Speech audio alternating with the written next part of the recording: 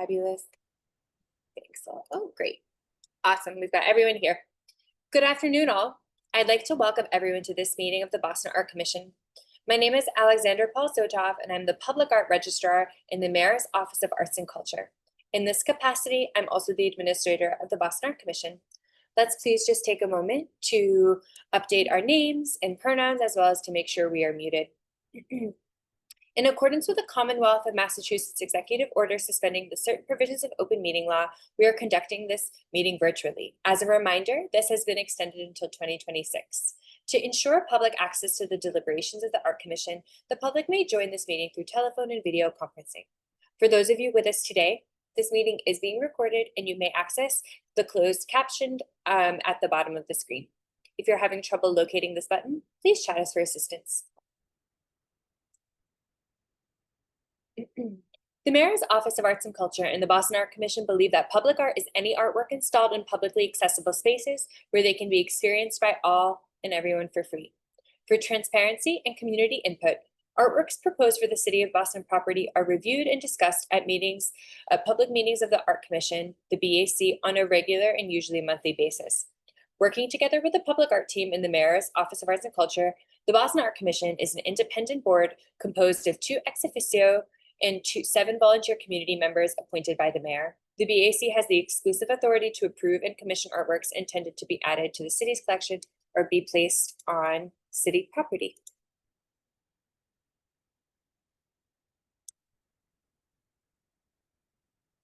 The public art team in Moakley facilitates the Boston Art Commission public meetings and manages phases, daily operations, and duties related to public art projects cited or proposed for the City of Boston property in collaboration with the Boston Art Commission, community members, and our colleagues at the City of Boston. Helping facilitate this meeting are Project Manager Amber Torres, Alexander Paul Zotov, Public Art Registrar, as well as Emily Rose Navarro, our Transportive Art and Monuments Project Coordinator, and Liza Canones, our mural consultant, who is also here with us tonight. And I'd also like to introduce our new team member. This is Phil Sibeli, who is going to be our public art administrative assistant. In this capacity, Phil will be responsible for assisting in the finance and administration of MOAC programs and events related to the public art team, focusing predominantly on the scheduling, tracking, and centralizing of payments for the public art team, grants, contracts, and services procurement. Phil holds a BA in history, a master's in medieval history, and a PhD in culture and heritage. He was an ESL teacher in Argentina and South Korea before returning back to the US to pursue a career in the arts and culture. And with that, I'll hand it over to Chair Anders. Thanks so much, Paul, and welcome, Phil. Happy to have you. I'd like to welcome you all to today's public hearing. I call this meeting to order at 4:34 p.m. Today, the Commission is holding its monthly public meeting, and our meetings are generally held on the second Tuesday of every month, and I hope you'll continue to join us. We engage in discussions about public art in Boston in order to foster the creation and collection of artworks that reflect the people, ideas, histories, and futures of Boston, which is located on the traditional homeland of the Massachusetts people and the neighboring Wampanoag and Nipmuc peoples. We acknowledge the atrocities committed against Indigenous peoples, all of the communities that have been subsequently harmed, and the ways in which colonialism has created systemic oppression. We recognize the continuing presence of these communities and the Indigenous peoples represented in the city's residents, in addition to those in the diaspora. We also recognize that Boston exists as a result of the forced labor and economic extraction from enslaved African Americans. I'll now take roll call of commissioners to confirm a quorum. So, Commissioner, after I state your name, please say here. I'll start with Vice Chair James Mason. Here. Diana Fernandez-Bibo, I believe, will be joining in just a bit. Brian Hone. Here. Nigel Jacob. Here. Abigail Norman. Here. Thanks so much, commissioners. We have a quorum, so we may continue. On this slide, you'll see today's agenda, which is also posted publicly on the city's website, boston.gov. We'll now review meeting minutes from the July meeting. Are there any comments or modifications any commissioner would like to make? Great, hearing none. I'd like to ask if a commissioner would approve the July meeting minutes. Or make a motion, rather. I can make a motion to approve July meeting minutes. Thanks, Brian. Do I have a second? Second. Nigel, I think that was you. I heard two, but commissioners, if you agree with the motion, please say yes after I say your name. James Mason, Yes. Brian Hone, Yes. Nigel Jacob, Yes. Abigail Norman, Yes. and I vote yes as well. The motion passes. Thanks so much. And now I believe I'll pass to Amber Torres to highlight presentations for public review and give director's report in Karen Goodfellow's absence. Thank you, John. Thanks. Invadieron por mar, respondemos. Excuse me, I speak Spanish. I should speak Spanish, and I have to give that another try. Invadieron por mar, respondemos con fuego, un presagio. Pardon me. They invaded by sea, we respond with fire, and Omen.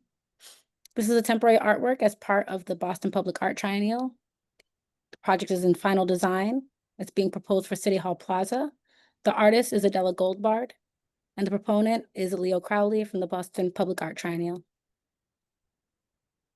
What's Growing at Moakley Park is a temporary artwork in the final design phase being proposed for Joe Moakley Park in South Boston. The artist is Pamela Posey Moulton, and the proponent is Georgie Nakima from Boston Harbor Now.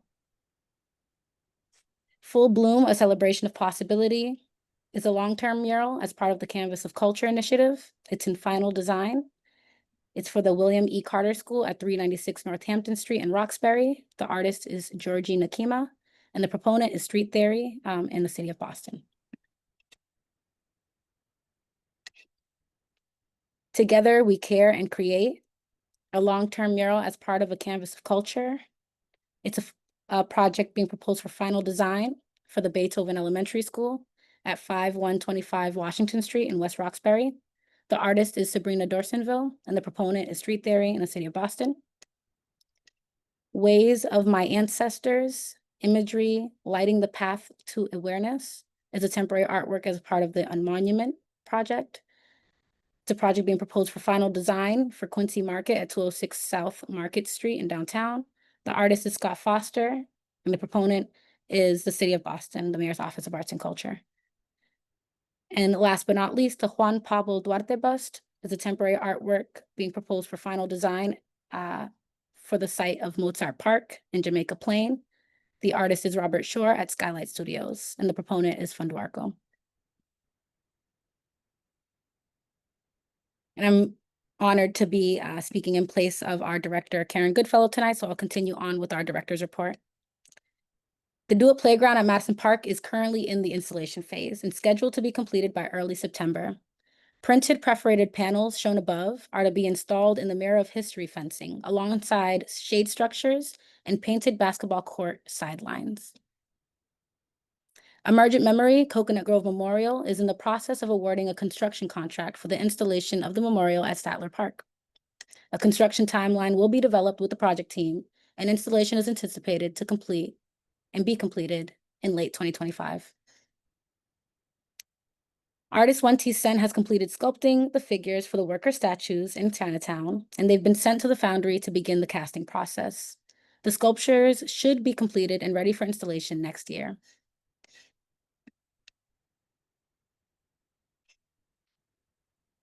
Three of the 4 Canvas of Culture Carter School murals have been approved for final design, with the 4th muralist to share their work this evening.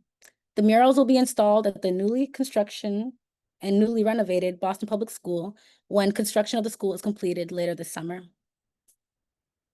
Speed Pro has tentatively scheduled the installation of Destiny Palmer's vinyl mural at the Vine Street BCYF for Monday, August 25th and Tuesday, August 26th.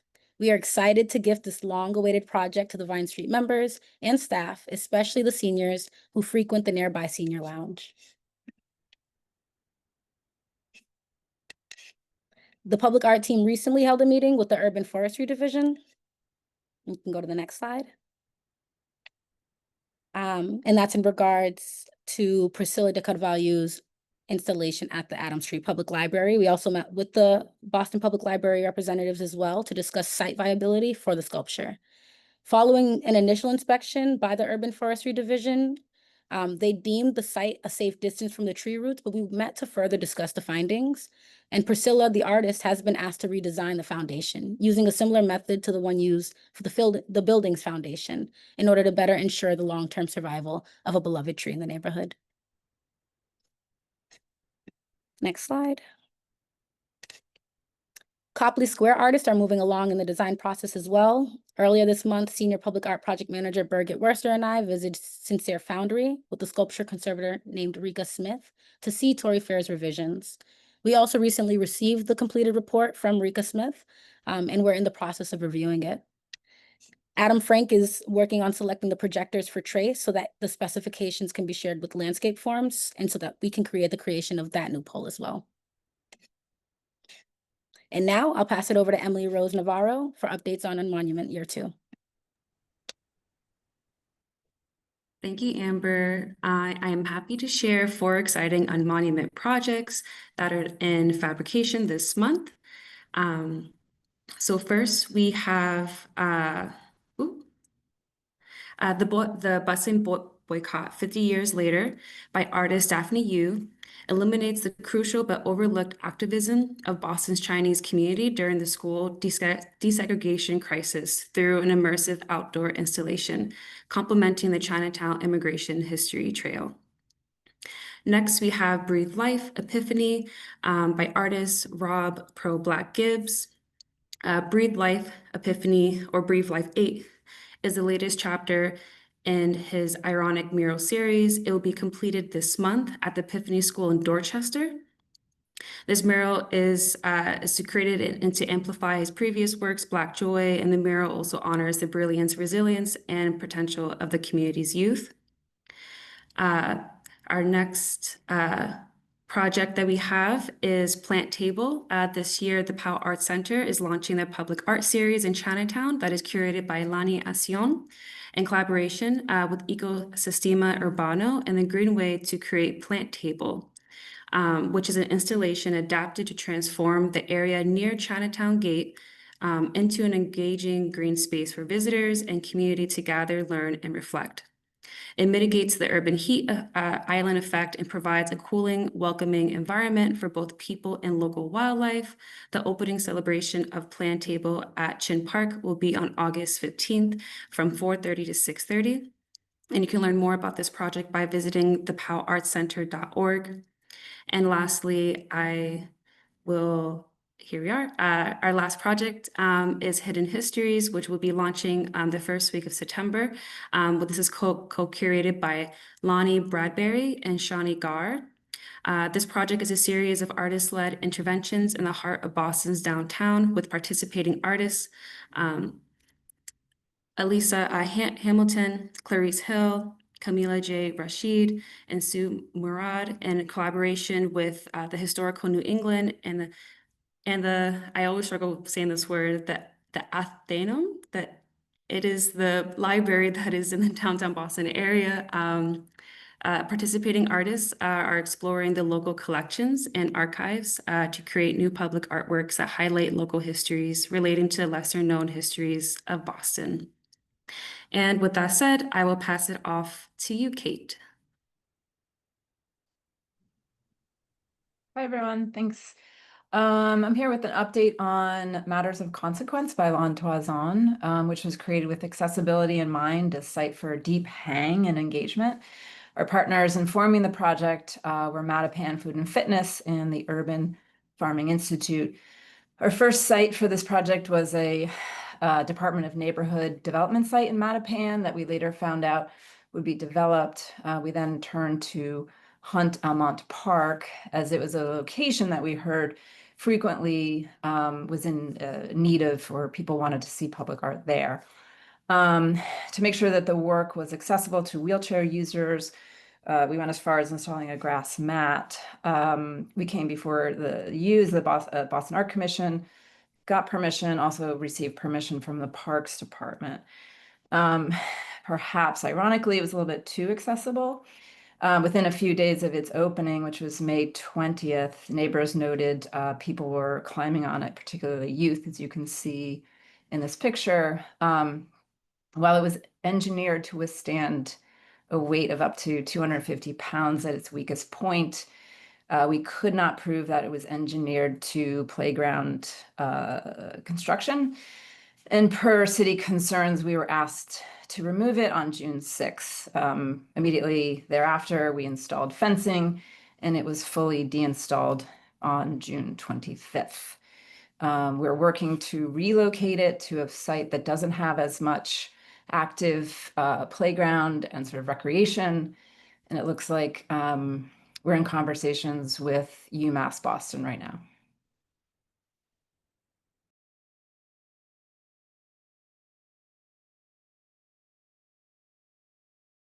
Thank you for that, Kate. Now I'd just like to pass back to James. Or John, sorry.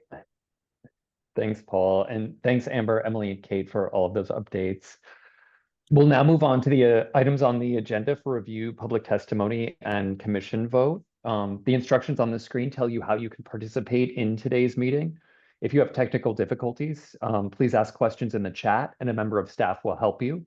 When public testimony is requested, you can press the raise your hand icon and we'll call on you. And if you're calling in, please press *9 to raise your hand.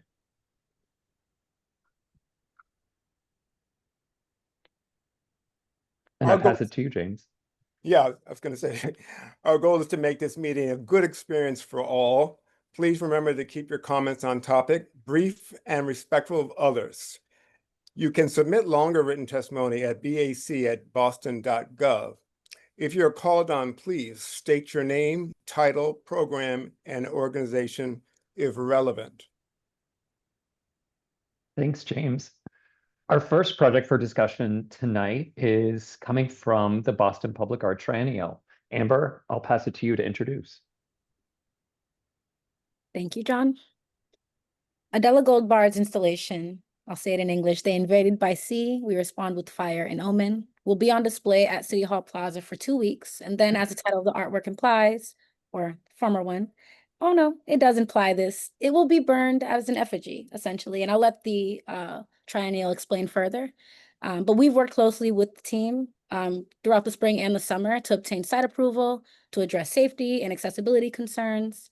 But ultimately, the public art team does defer to the fire department to grant the permit for the performance. In order to get into detail, I'll hand it over to the Triennial's project and exhibitions director, Leo Crowley, to share more about the project and any recent permitting updates that you might have to share. Leo? Thanks, Amber. Hi, everybody. Pleasure to be here with you this evening and to speak to you about Adela and her work Invadieron por mar, respondemos con fuego, un presagio, the temporary artwork proposed for City Hall, City Plaza. Next slide, please.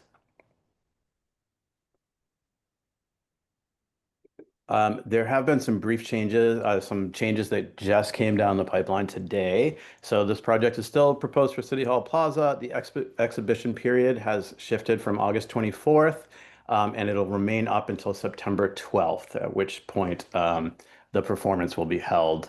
The expert partners on this are Catalyst Conversations, Jonathan James Perry, a Wampanoag artist, and Awan Whedon, a Mashpee, Wampanoag, Pequot, and Narragansett artist. And for the performance, Ocean State Pyrotechnics.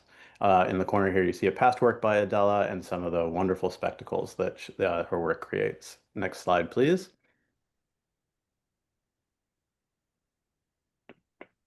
Adela Goldbard is an interdisciplinary artist, scholar, and educator from Mexico, a member of the National System of Artistic Creators of Mexico. She holds an MFA as a full merit fellow in sculpture from the School of the Art Institute of Chicago and a bachelor's degree in Hispanic language and literature from the National University of Mexico. She investigates how radical community performances can subvert the imposition of hegemonic narratives and how performances of violence and destruction can become aesthetic tools of resistance. She's especially interested in how collectively building, staging, and destroying have the potential to generate critical thinking and social transformation.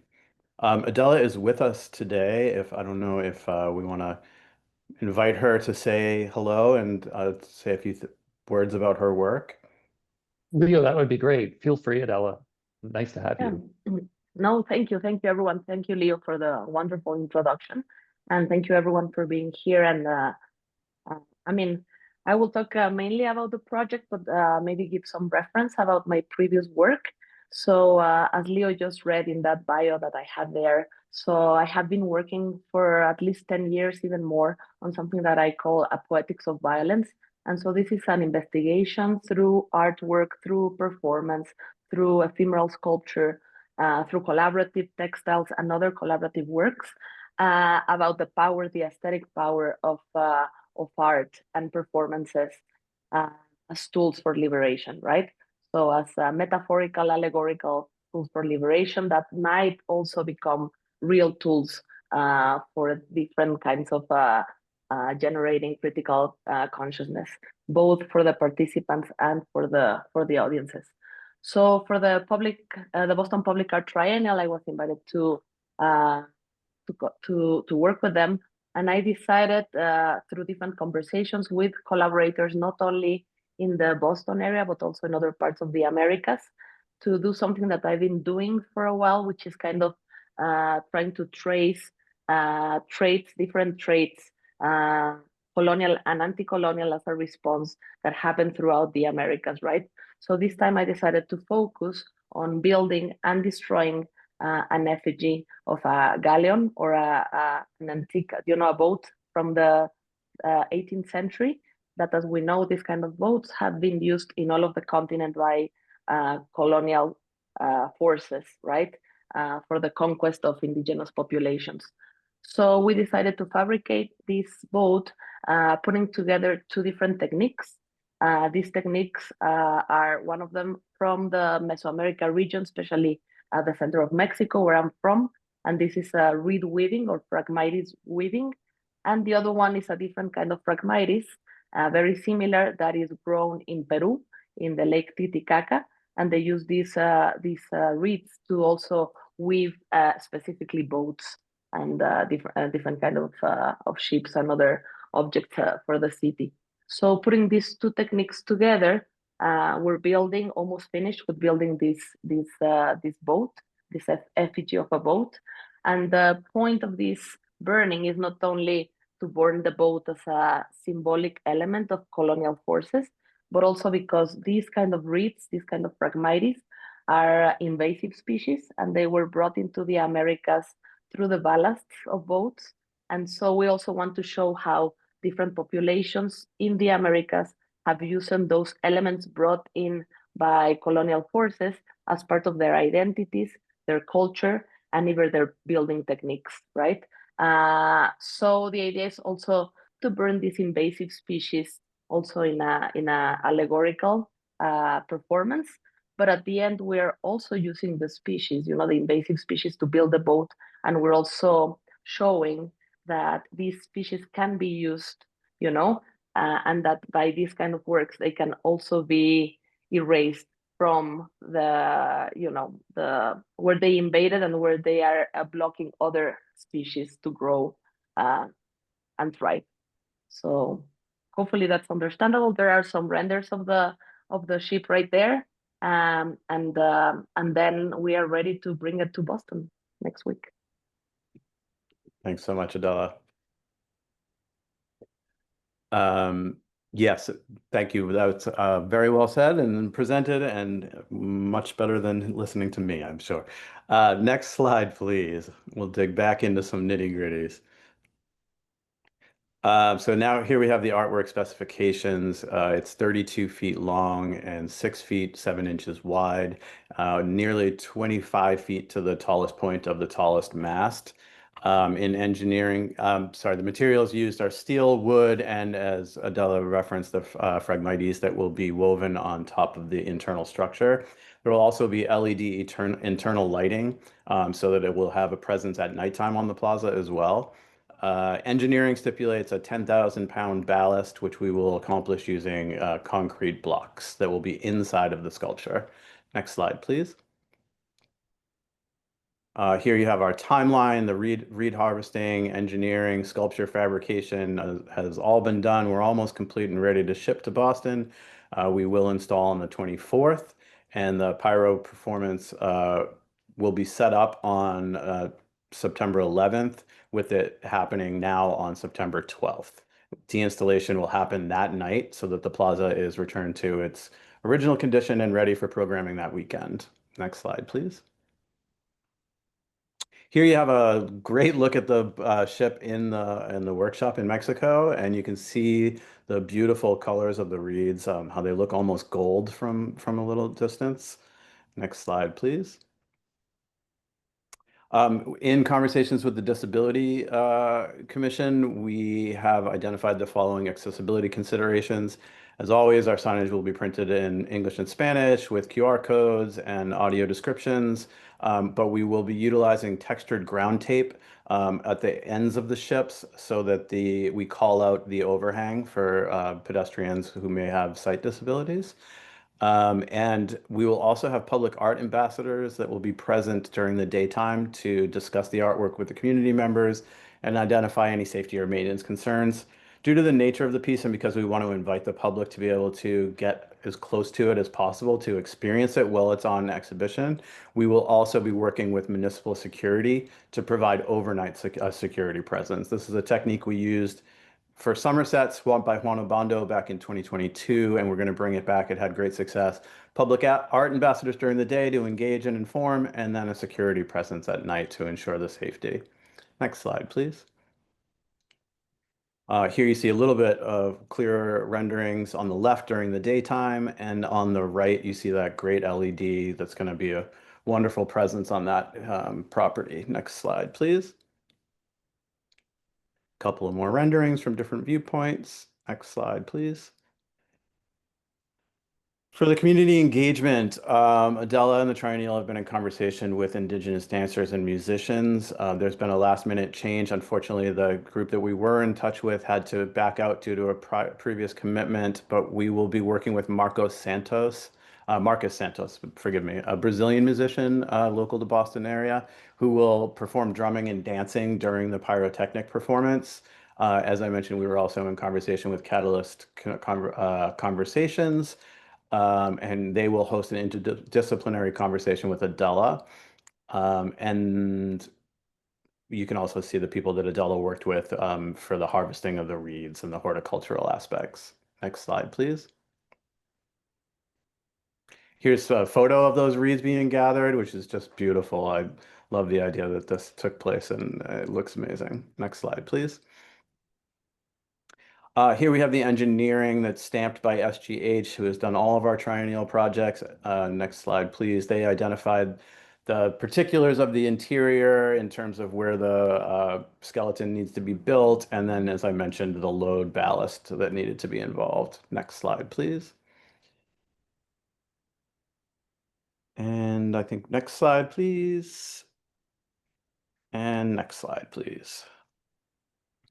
Here's our signage. On the right, you can see the exhibition sign, which is the taller one with the maps and the blurb about the triennial writ large, and then the smaller one, which will be the project specific and have Adela's name and information about the project.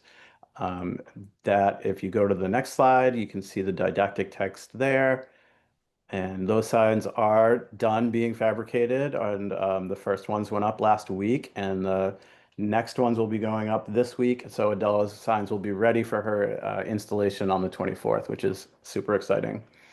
Next slide, please. Security and maintenance plan I already addressed with the public art ambassadors, and overnight security. We'll also be conducting weekly maintenance checks as needed with BRM signed on for the duration, so we can address any vandalism or extreme damage protocol. But hopefully the security measures that we have taken will stave those off. Next slide, please. The de-installation plans, here are the particulars. I'll go broad brush because I know there's a lot of presenters tonight. Basically, after the performance, we'll allow everything to cool. Once it's ready to touch, we will work overnight to get that ship off of the plaza. And then the next morning, the City Hall Plaza team will do a site walk with us to ensure that everything is returned to the condition that we found it in. Next slide, please. So now the pyrotechnic performance, the real spectacle that I'm sure people are curious about. As I mentioned, we will now be having that on the 12th. The duration is 26 minutes. We've been working closely with Ocean State Pyrotechnics, who has a lot of experience working in New England and Boston. They've been in conversation from the beginning with Boston Fire Department. I also presented to the Events Commission last week. 28 different individuals from all the agencies in Boston received enthusiastic support and approval for this, and I'm in the process of finalizing those approvals through the various permitting systems so that I can submit all of the approvals for my final approval. The pyrotechnics will all be certified close range. As I mentioned, the Ocean State Pyro has been in conversation, so there's been back and forth where we bring Adela's wishes to the Boston Fire and they say yes or no, and then we make changes in order to make sure that we're well within all of the safety protocols. We'll have barriers set up at a distance of 50 feet from around the ship. So on the 11th, those barriers will go up. The morning of the 12th, the pyro will all be installed. So that pyrotechnics is not on the plaza for this whole time. It goes up the morning of, and then it goes off that night. The Ocean State will be on site throughout the whole performance, on radio, 360 degrees monitoring. They'll have their own little setup where they trigger everything, so there's no timers being used. Next slide, please. I covered most of this. The only thing else I should point out is that there will be a fireproof barrier that will be placed underneath the sculpture during the installation process to protect the City Hall pavers from the weight of the sculptures and the pyrotechnic debris. We're in the midst of evaluating materials. There were several different ones so that we can accomplish both the aesthetic look that Adela's going for, as well as safety considerations. On the right, you'll see, I believe if you go one more slide, the larger photo. Next, oh, I lied. If you go back, I'll just use the smaller one. You can see where the individual pyros are going to be placed. So you can see that the pinwheels will be on the mast, the castillas, and those will spin, and some waterfall masts, and then some small explosions across the deck, and then the cannon fire from within and debris and smoke. So it will be quite spectacular. Next slide, please.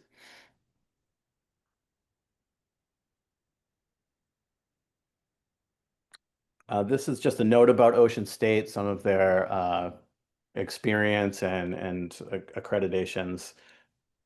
Next slide, please.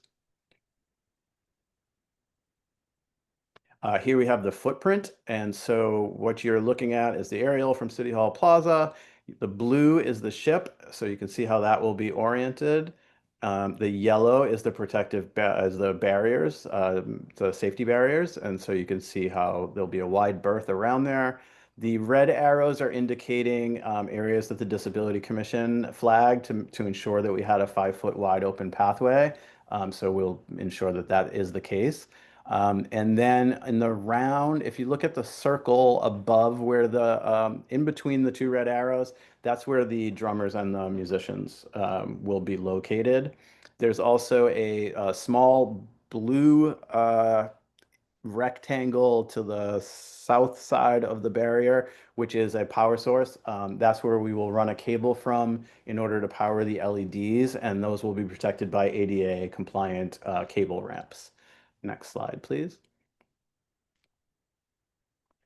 This is the performance, Act 1. I won't go through all this for the sake of time, but I wanted you all to have access to it so you can really see the narrative that's being told. This is much more than just a pyrotechnic performance. This is a very intentional performance that's designed to tell a story, and I think the public's going to really enjoy. Next slide, please. And here's Act 2. Next slide, please. Act 3 is broken into 2 pieces. Next slide, please. And next slide, please. Here's that slide I was talking about, the larger image that you can see the pyro. Next slide, please. These are some of the permit applications that are already in the works. I actually heard from Fire today, BFD today, saying they were on vacation, but it all looks good. They're ready to finalize our approvals, which is very exciting. That was the one that obviously required the most conversation and work. Next slide, please. And again, more permanent work. Next slide, please. Thank you very much. That's everything from us. Thanks so much, Leo, and thank you, Adela, for joining us for this conversation tonight. I'll now open it up to any commissioners for questions or comments.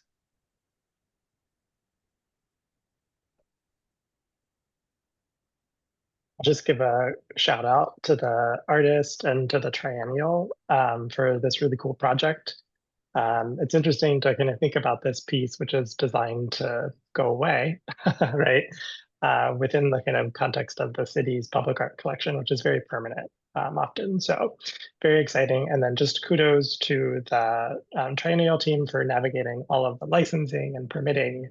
I know a ton of work, kind of back end work that the public doesn't see, but they will see really incredible performance and installation. So kudos to everyone involved.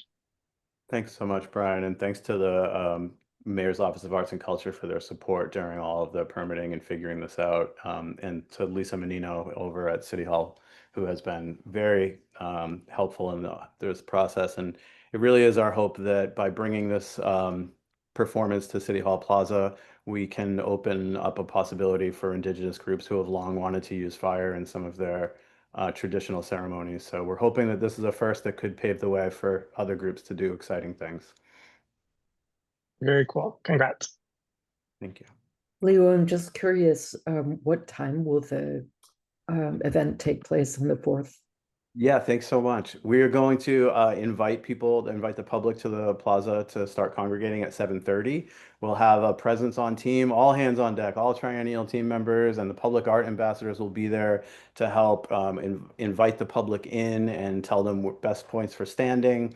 It will be viewable in the round, but there are some areas where you might want to stake out first if you get there early. Throughout the exhibition period, the public art ambassadors will also have flyers on hand that they'll pass out that will talk about the performance so people know, come back, come see this. We'll have those in City Hall Plaza so that all the municipal workers and people who visit there, in the City Hall itself. So all the municipal workers and visitors will know about the performance, and we will bring those flyers to all the abutters and neighbors so that they're aware. But the performance will kick off around 8 p.m. and it's about a half hour long. We anticipate wrapping up by 9:30 at the latest. Leo, that's great that you're going to share that information with the abutters. That was a question that I had. I additionally wanted to ask, Leo, will you and the triennial team have security on site during the deinstallation process overnight as well? We are working that out with municipal security, but yes, I anticipate that we're going to leave up the bike racks as well, so that so that none of the frame or anything is accessible while it's being broken down. That's great. And then my last question was, you have didactic material available to the public when the sculpture is on view. I'm curious if there's any additional didactic material you might make for the performance. There's this beautiful narrative that I hope people will be able to sort of sense and understand while they're experiencing that sort of half-hour event. But I'm curious if there's any additional material that might be created to provide that context for people as they sort of watch that. Yeah, the pamphlets that I mentioned will have QR codes on them that will go to the run of show. For the first print, that will be more of a go to this QR code and access that information. But we may do a second run in which it has the run of show so people know what to expect the night of. That's great. Thanks. Any other commissioner comments or questions? Well, I'd now like to open it up to any members of the public who might have a comment or a question.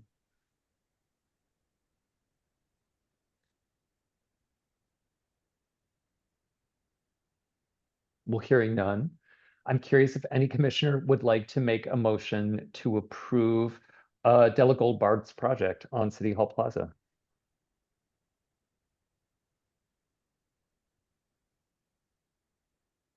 I make a motion to accept Adela Goldbard's project on City Hall Plaza. Thanks so much, Abigail. Do I have a second? I can. Thanks, Brian. After I say your name, commissioners, please say yes if you agree with the motion. James, I'm going to abstain from this vote. Brian, Yes. Nigel, Yes. Abigail, Yes. Diana, Yes. and I vote yes as well. The motion passes. Adela, congratulations. Really excited to see this installed and activated on the plaza. And congrats to you, Leo and Kate, for all of the navigation of what I know is a very, very complicated project. So looking forward to it. Thank you, everyone, and we please come to the performance on the 12th. And now I'll pass to James Mason for our next project. Our next project for discussion is what's growing at Moakley Park. And Amber, I'm passing this off for you. Thank you, James. In recent years, Boston Harbor Now has used the arts to, as stated in their mission, quote, realize Boston Harbor's potential to benefit our city and region. Everything they do involves partnering with public agencies, community leaders, businesses, and other nonprofits, end quote. They first proposed this project with Posey for round 2 of a monument, but opted for a smaller scale version when the project wasn't selected for that grant. It's always refreshing, though, to see these collaborative community art projects come to the Boston Art Commission. So I'm excited to pass it over to Jay to share more. Thank you so much, Amber and James, and to the rest of the community. I'm Jay Meekum. My pronouns are they, them. I'm the Community Engagement Manager at Boston Harbor Now, and have had the real joy of partnering with the Boston Parks Department and lots of community partners at Moakley Park for the last 4+ years. Next slide, please. What's Growing at Moakley Park is a collaborative art project led by artist Pamela Posey Moulton with Boston Harbor Now, South Boston in Action, and the Boston Parks and Rec Department at Moakley Park. This is a project that will be made using salvaged fishing nets, ropes, and lightweight plastic debris. Posey she guides the co-creation of the project with the community that will then be temporarily installed on a section of fencing at Moakley Park. Next slide. Y'all have a packet of additional information on Posey, including her CV, but she holds a BA from the University of Vermont and has done a lot of work in this area. I met the artist last year at the opening of one of her works and was just so drawn by the collaborative nature of the project and that it was meant to be explored, and the way that she had worked with thousands of community members, from lobster folks to seniors and children, and felt really compelled to connect with her because it seemed so in line with the work that we've been doing with so many community partners at Moakley Park. Next slide, please. This is the site map at Moakley Park. On the right is an aerial of the dot that is showing the photo of the fence on the left with the yellow area, the yellow arrow. And this is adjacent to the Saunders Stadium at Moakley Park in South Boston. The closest address is 450 Old Colony Ave, which is basically the other side of Columbia Road. Next slide. We have the permission and approval from Boston Parks and Recreation Department for this project. Linked in the slides is the full letter of support from Senior Project Manager Marin Braco of the Boston Parks and Rec Department. Next slide. The materials for this project are really exciting to me. They're all found debris, some of it even pulled from like cleanups in the Boston Harbor Islands in the past years. So on the left, you see rubber cookies. It's a fishing industry term, but basically they will be cut into smaller pieces and community members will be able to draw on them. They're attached at the bottom of the mural. They range in weight. And on the right, you can see some examples of ways that salvaged fishing nets, ropes, and lightweight plastic are used. That sort of bundle and collection inside of it is packed in different types of styrofoam and other plastics that when exposed to the sunlight, like continue to decompose and are not good. But because they are secluded and waterproof, we're able to also utilize styrofoam that would otherwise not really be able to be used. Next slide, please. The proposed artwork, as shown on the right by the artist, the actual artwork will not have every creature that is included here, because the actual artwork length will depend some on how much of the process occurs with community, but it will be at least 6 feet tall and will be at least 12 feet long, with the option of sort of going up to 18 feet. So far, I can tell you that the artists, we've all been working on the lobster and the sand dollar, but no matter what, there will definitely be components of seaweed, eelgrass, jellyfish, and a lot of the other, native marine items that are portions of the Boston Harbor. Next slide, please. As an example, this is a photo of the Pinkies. These are one of the projects that Posey has most recently worked on. They've actually evolved some since then because her projects continue to evolve. So this is at one of the installations, and the next time the Pinkies went somewhere, she was able to add more. And it's really been a joy to get to learn more about her process and the way that she's evolved as an artist. This work is really, really heavy. The inside is like a lot of metal and a huge amount of netting. So the progress of being able to sort of incorporate styrofoam and lighter hard plastics is really what's enabling this like continuation of the type of work, but being able to attach it to a fetch. Next slide, please. These are more examples of the way that the salvaged gear is worked with. So you can see that we do a lot of tearing apart of rope. We do a lot of painting, more layers of painting. The upper right is actually the fence area at Moakley Park, just with 2 really large items that Posey brings wherever she goes as sort of as a way to see what like that much rope and netting that's painted could look like from afar. Next slide. Installation and deinstallation, as I sort of alluded to, installation of the soft sculpture will occur hopefully in later August. And it's going to be attached to the fence using hog rings and pliers, which are basically fence clips. This is, Posey has used this style a lot of work. And given that the project evolves as it's created, I cannot show you a photo of all of those locations where the fence clips will go. However, it is so small and works perfectly with the fence that it enables us to attach it at so many points that the lightweight nature, it goes really nicely on the fence. No lighting or sound is needed for the installation. And in September of 2026, the rings would just be clipped or like pulled apart and the sculpture will be freed.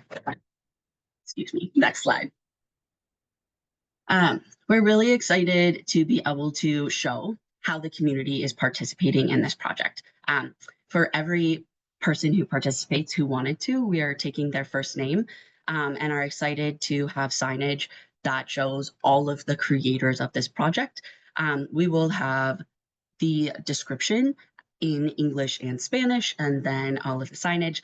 The panels will be, the first one will be 18 by 24 and will be chloroplast and put up on the fence as well. And then we will have additional panels depending on how many signatures we need to fit in. Next slide, please. The maintenance plan for this project, it's really weather and windproof, which makes it quite easy. However, Boston Harbor Now, South Boston Action, and the Boston Parks and Rec Department will ensure it's checked on weekly and that anything that might arise is handled swiftly. BHN is going to be the person who would pay for any of those repairs. Next slide. As Amber alluded to, during the last 4+ years of a summer series in community, we've been able to introduce various art projects, including a lot of multimedia ones, but nothing that has been like a temporary artwork. And so we're really excited to be able to introduce a larger project. And honestly, just getting to watch the variety of folks who have participated so far, as you'll note. So here's some of the sessions that have occurred. We got to introduce this project on July 12th. And then as well last Wednesday and Thursday. And, you know, it was so beautiful to watch folks from 5 to 60 and 70 in multiple different languages, enjoying getting to do all different types of activities depending on what was fun for them. And I'm really excited to see the way that like connections continue to be formed, even just amongst community members who are sitting next to each other, getting to do some artwork. We do have flyers that are being used, and so that the smaller sessions, we also are able to tell more folks about them. Next slide, please. The project schedule, you know, Posey has been working on this a bit, and the project is created during this month. As I noted, we're hoping for installation in the last week of August through the first week of September, and weekly maintenance visits would start in September. We are really excited to see how this work evolves, how the community enjoys it. There's a lot of fence at Moakley Park, but for now we plan on deinstallation in September of 2026. And obviously we will be in touch with the commission should anything change or there to be a desire to change anything.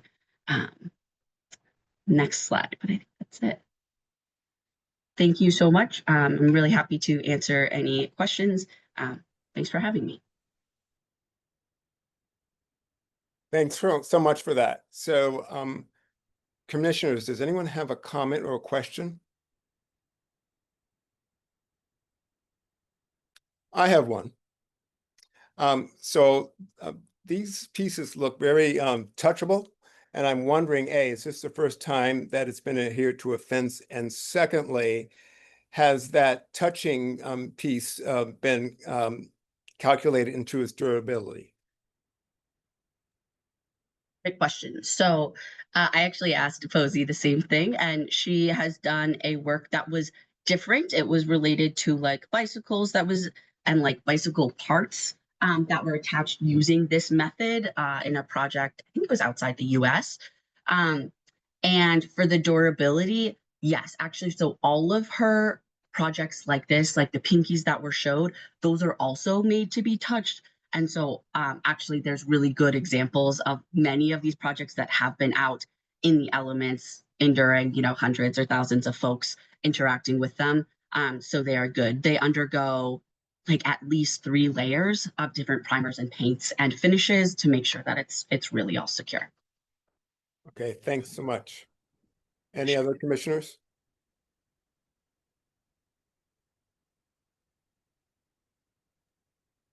Jay, thank you so much for your presentation. I'm curious, once the project is deinstalled, what you plan to do with the materials afterwards?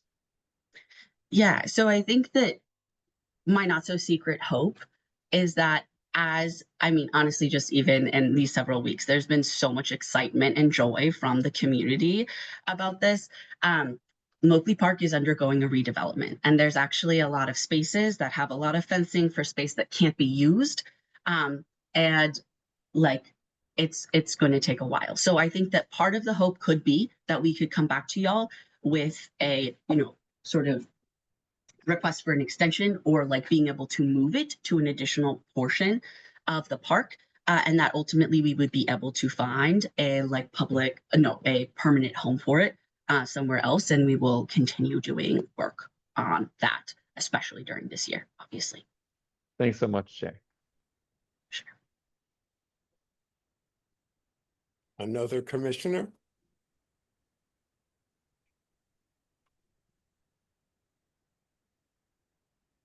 So we'll move to the general public. Does the general public have any questions or comments?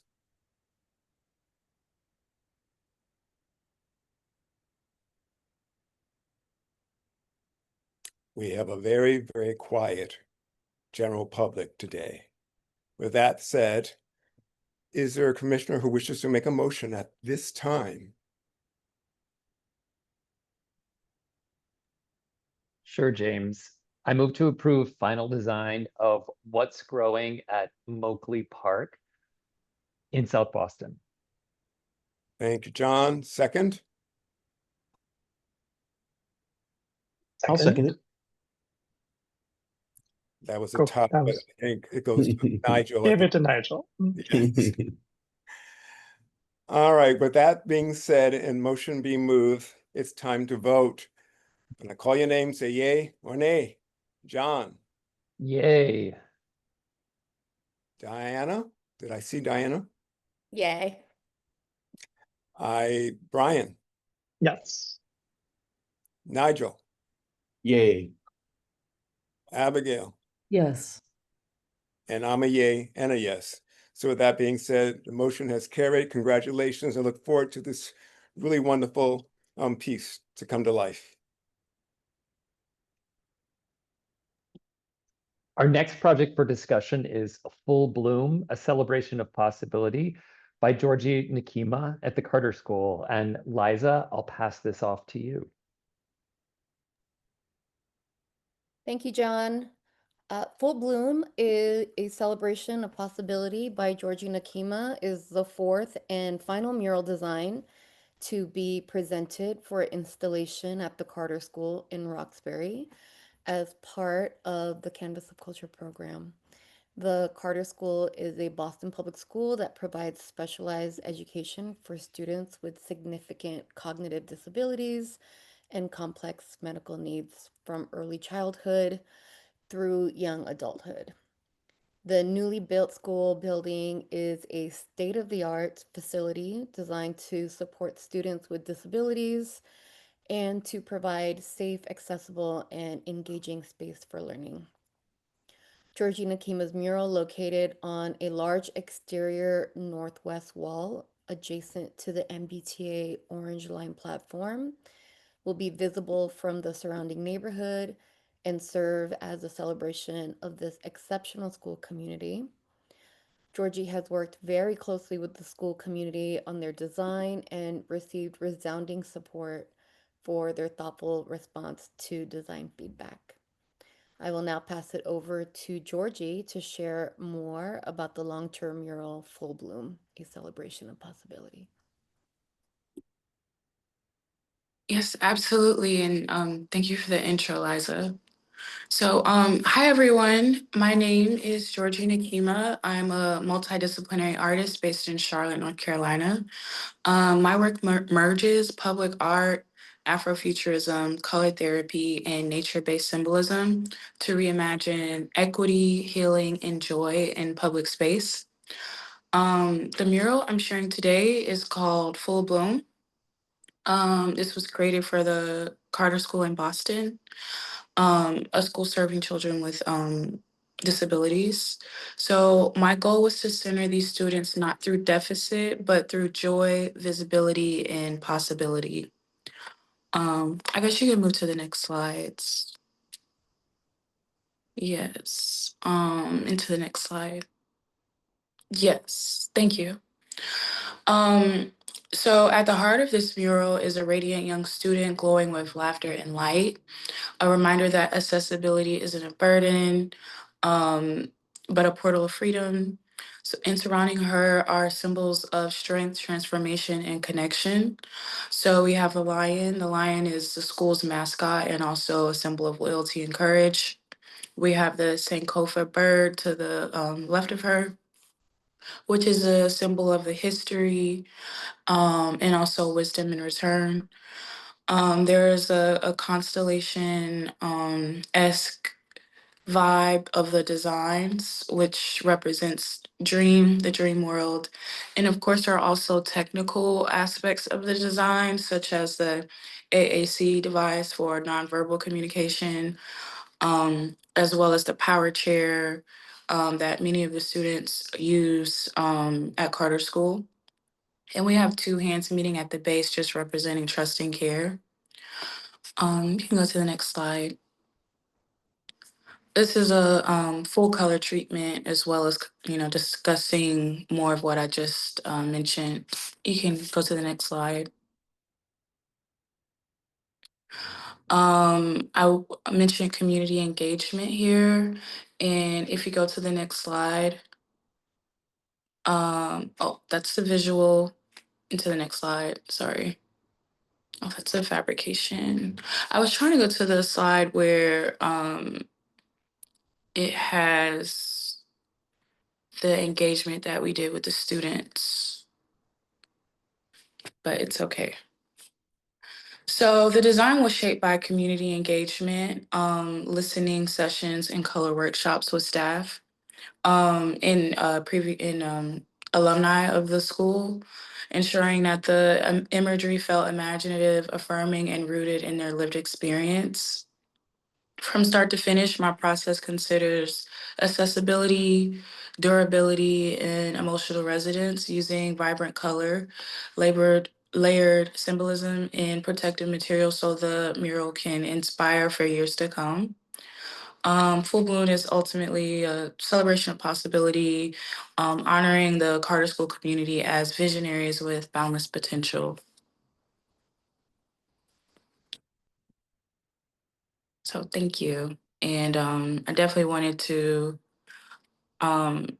open if there were any questions that I could answer.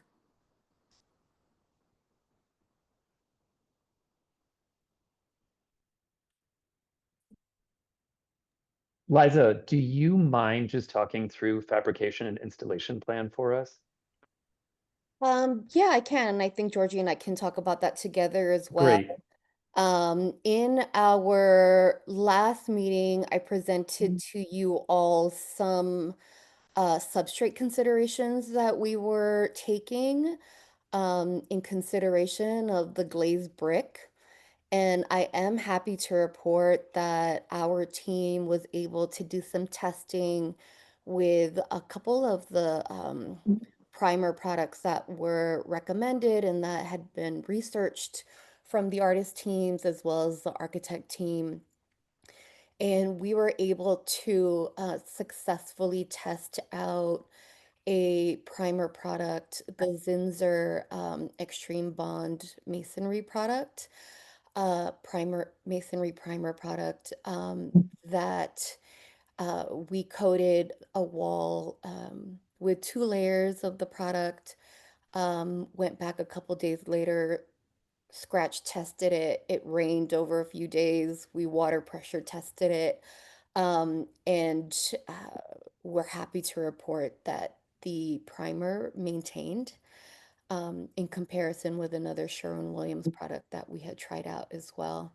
So this is the primer that we are requiring artists who are doing a direct-to-wall painting approach that they use. And then, Georgie, perhaps you can talk a little bit more about what your process is of getting the artwork on the wall. Right. So pretty much my process is pretty straightforward. I'll be using probably rolling the larger portions and then using spray paint for the more refined details. I also use Mural Shield as a sealant. It's a product that I really enjoy using that will protect the wall from UV light, extreme weather, and I mean, there's a potential to also use a graffiti coat, but that may not be necessary just because of the way the building is set up. But yeah, that's pretty much my process. It's just to I start with projection. In this case, I might have to grid. Then we'll paint, and then just kind of go into the design using spray paint.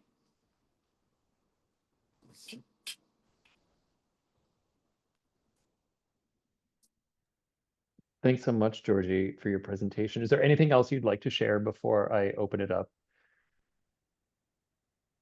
No, I feel like we've covered most of the bases. Thank you. Okay, great. Great. Thanks, Liza, as well. Commissioners, any questions or comments for Georgie or Liza? I have a question, John. Georgie, could you share a little bit more around your color selection and the process for that? Yes, absolutely. So a lot of the time when I'm using color, it is intuitive. I wanted to first think about the color scheme of the school, which we were able to get, a few swatches of the school's colors. I wanted to think about the actual building and the architecture. So currently the building has this teal base, which is pretty much composed of the brick. The glazed brick has a teal color. And then I wanted to think about how the colors would move on the wall from a distance, how it would move on the wall from pedestrians, and how it will move on the wall through photography and how it might exist online. So I did consider the school's colors. I did consider the architecture of the building. And then lastly, I mentioned color therapy and how my work is moved by color therapy. So I wanted to use colors that were exciting to look at, but also harmonizing.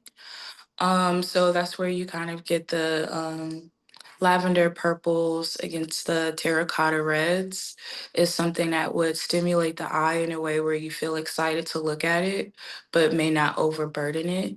So I just kind of wanted to think about colors that were energetically exciting, but still spoke to the personality of the school.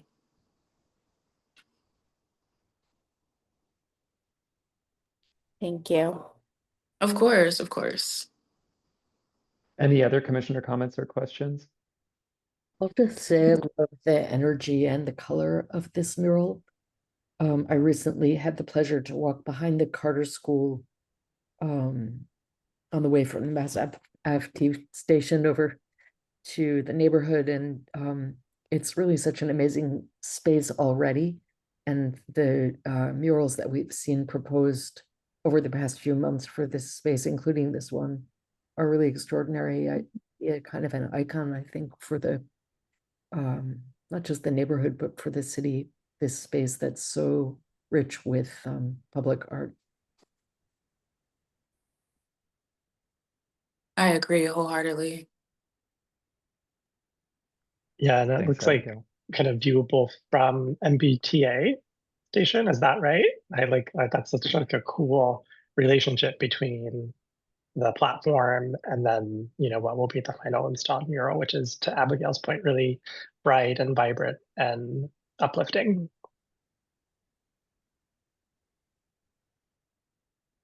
Georgie, yes, and thank you for all of your work that you did with the school and the school's community, because I know that your design changed slightly, and I think you've come up with something that really honors those people who have attended and will be attending, and I think it's really a gorgeous piece, so thank you.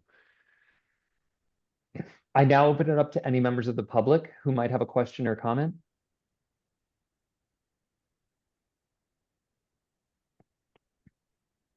James, I'm with you. It's a quiet public today.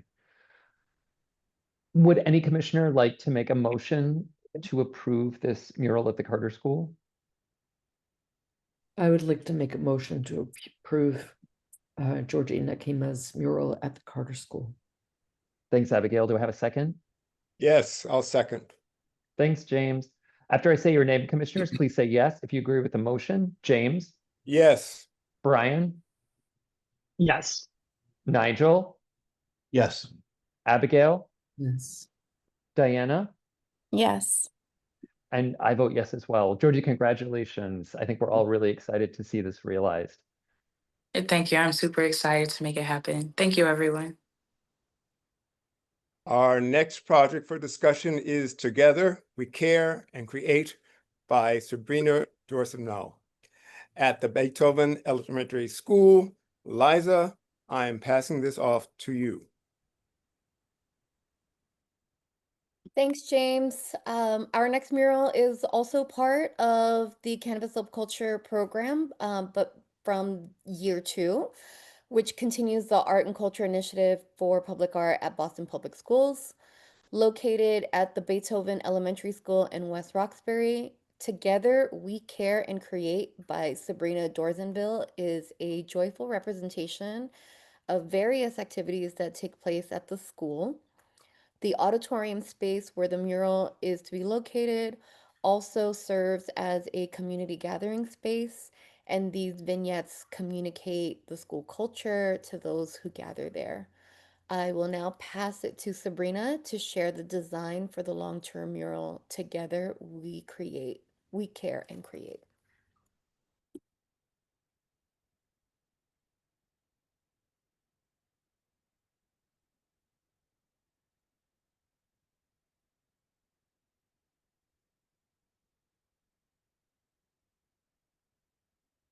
Okay, I'm here. Thank you, everyone.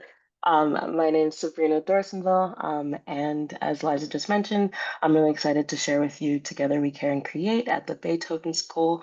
You can go to the next slide.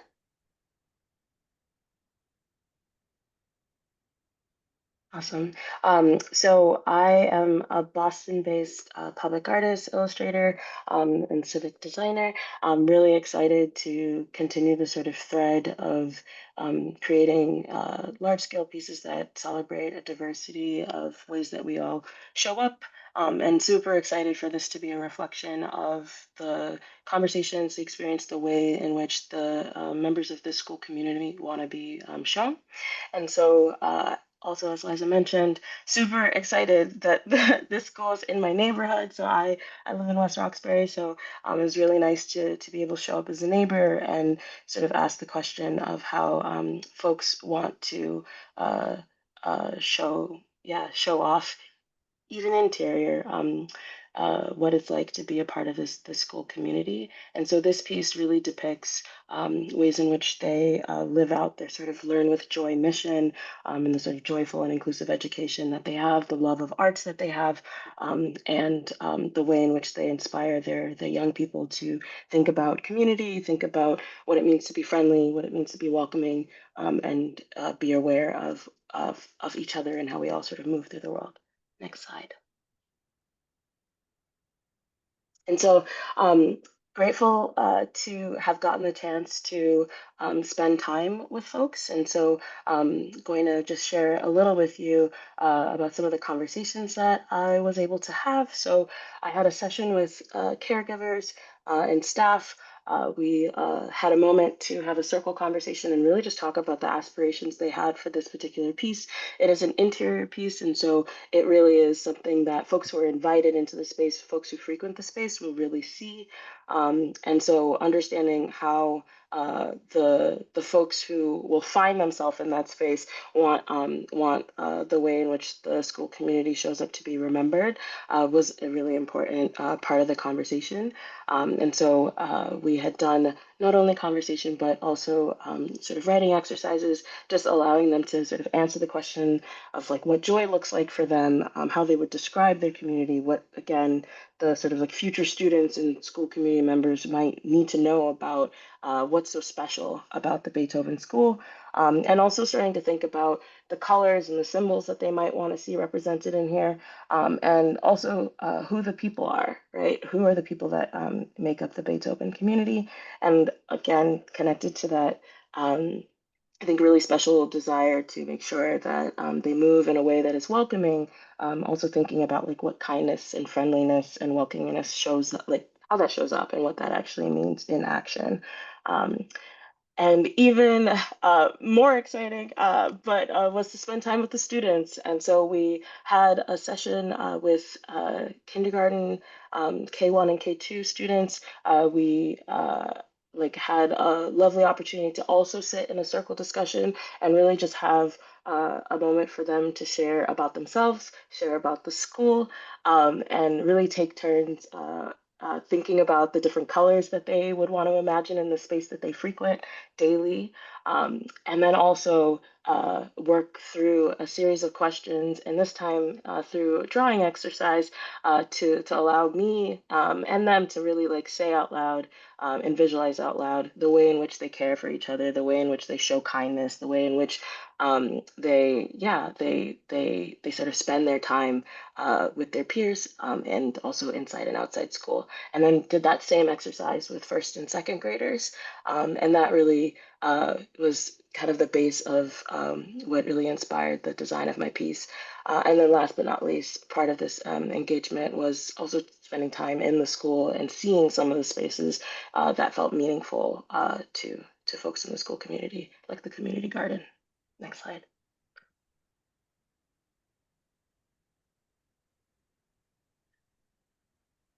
And so here is the piece Together We Care and Create. And what you'll see is vignettes that depict different moments in which I learned about in conversation with students, also in conversation with caregivers and staff.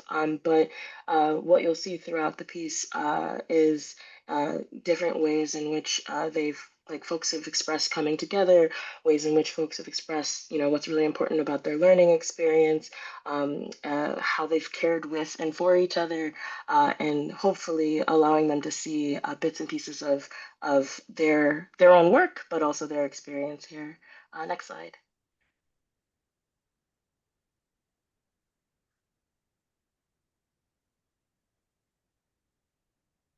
Okay, so given that we were able to do a drawing exercise, I was able to both be in conversation in the moment, but also have a little bit of a blueprint of inspiration. You can see on the left, asking the question of how folks care with each other and how they welcome and offer, again, ways of being friendly. You can see it throughout, from being on the playground and supporting a friend to sharing supplies in the art room to being, again, in collaboration, creating a beautiful community garden. And so you'll see across this piece hints at what was shared with me, and then also ways in which just to, again, extend that desire to represent the way that they learn with joy, and again, that care. And then you can see on the back wall there, really trying to even directly translate some of the inspiring pieces that they created into the piece itself. Next slide.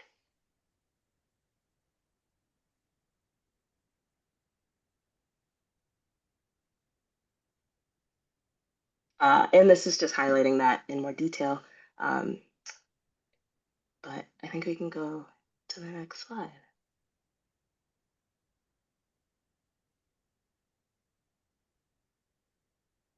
And this is what it looks like in context, which should help you sort of see kind of the existing space. And so part of the decisions around colors came from the conversations with students and adults, but also is taking into consideration the pre-existing red and blue that is kind of throughout that space in the curtains and the paint, and hopefully allowing that to feel a little connected while adding, again, hopefully a vibrant addition to this room.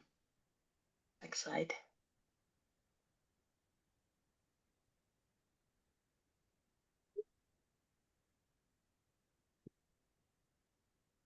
And for me, this will be all brush paint.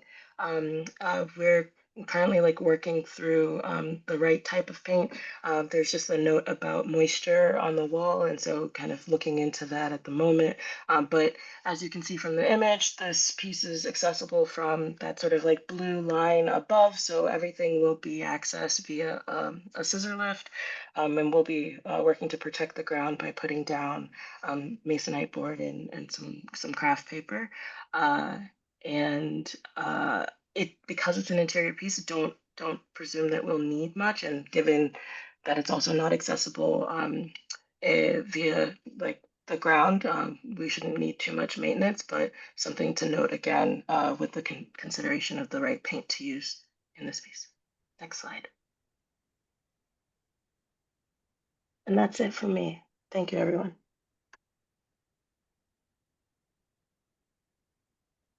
Thank you, Sabrina. Commissioners, does anyone have a question or a comment?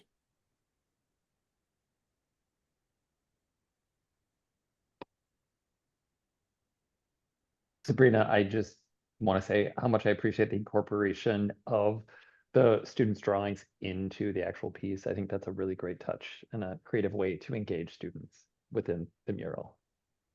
Thank you. I'm excited for them to see it. I wanted to second that too, Sabrina. I thought that was so clever. And also I think that your colors are so complementary to the existing space, while still drawing attention to it. So I think it works really well. That's what I was going to say too, Sabrina, is, your rendering is such a nice rendering that my first thought was like, well, why isn't this there already? It's such a wonderful mural, and it looks so kind of nice the way that you compose the mural and the colors and all the things that have been mentioned. So congrats. I just want to mention how you connected with the students, and you've actually put some of what their suggestions were. So I can't imagine what they're going to feel when they see some of that on the wall.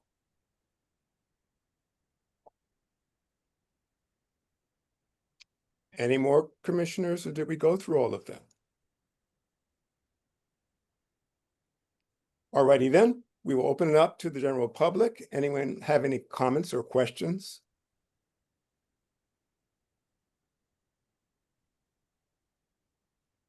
Yes, I see. With that not being said, let us see if there is a commissioner who wishes to make a motion. I can make a motion to accept final design for Together We Care and Create by Sabrina Dorsainvil. And someone to second? I second that motion. Thank you both. And now we can vote. John, Yes. Diana, Yes. Brian, Yes. Nigel, Yes. Abigail, Yes. and I am a yes as well. So the motion has been carried. Thanks so much, Sabrina. We look forward to seeing the mural up, even though it should already be up. Thank you so much, everyone.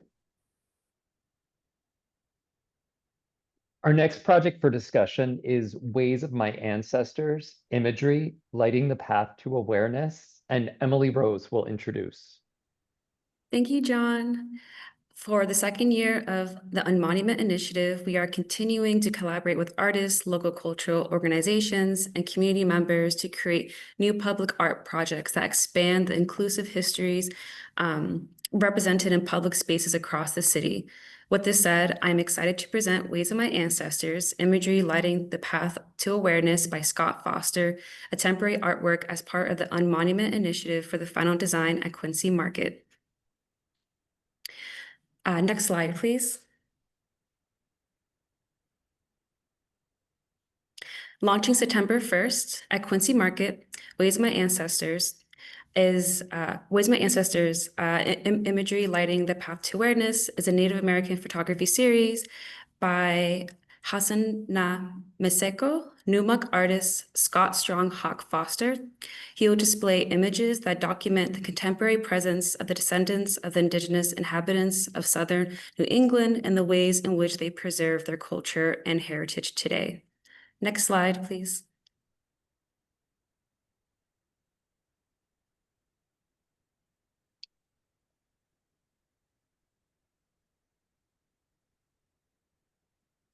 The artist Scott Foster submitted the Ways of My Ancestors proposal to the Unmonument Initiative managed by the Mayor's Office of Arts and Culture's open call through Submittable. Applications were selected based on the program's criteria, which include artistic vision, originality, connection to place and community, feasibility of fabrication and installation, and public impact and accessibility. Next slide, please.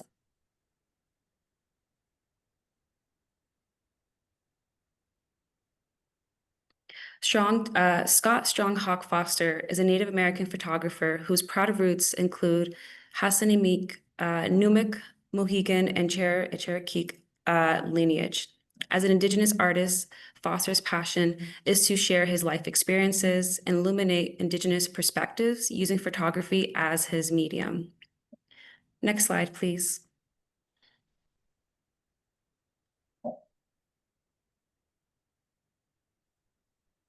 Ways of My Ancestors will be installed in Quincy Market. The artist intends to suspend 5 double-sided images front and back of the descendants of the indigenous inhabitants of southern New England in front of Quincy Market. Next slide, please.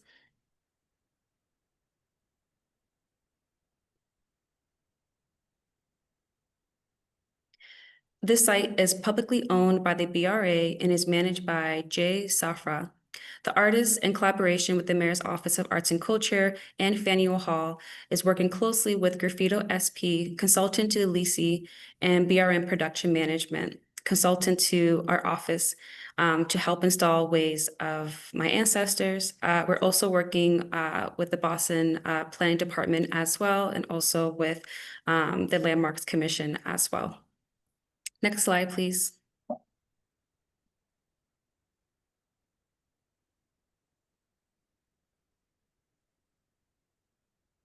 Here are some renderings of the work. This is, right now you only see 4 panels. There will be a 5th. It'll be on the other side, which you cannot see, but this is just one of the images of what the project will look like once it is installed. Next slide, please.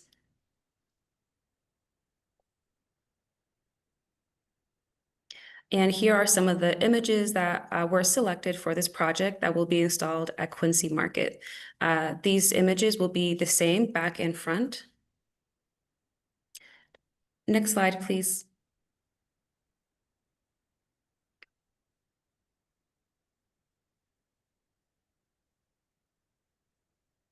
Scott Foster's project reflects his travels throughout the ancestral homelands of the Native American peoples of New England, while attending powwows, cultural events, and Indigenous practices that span a millennia.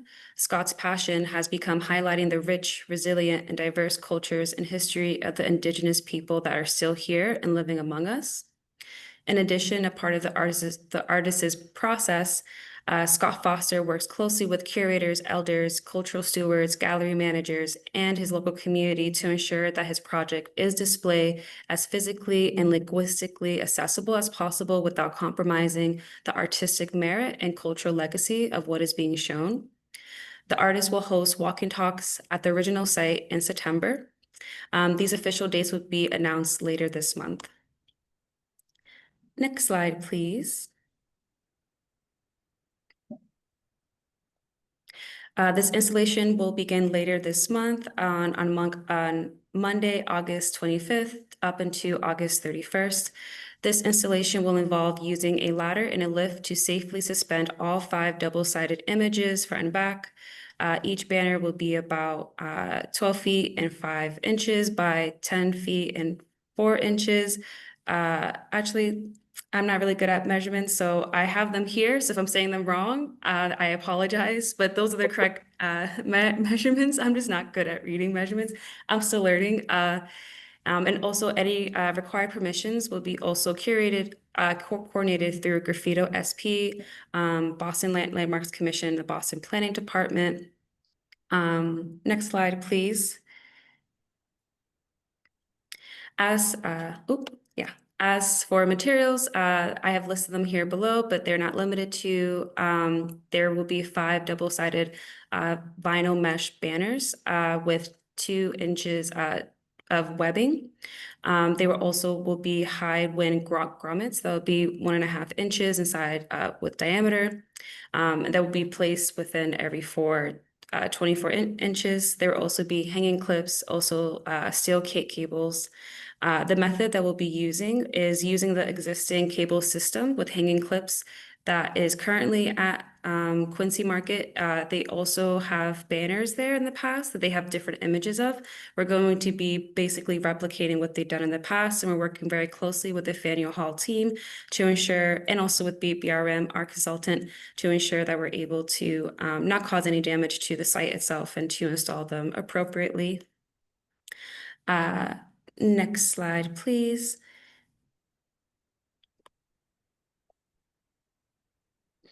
Some of this might sound a little redundant, but in terms of the installation plan, I should have put this all together in one slide. I'm recognizing our office. Again, it is in conversation, the Boston Landmarks, the Boston Plan Department, and Graffito to review the installation plans with support of Bianca and the Faneuil Hall team. Let's see. I think I may have said some of the things I've mentioned before, but all the attachments will be non-invasive and designed to preserve Faneuil Hall's historical features. And yeah, that's pretty much it for installation. Next slide, please.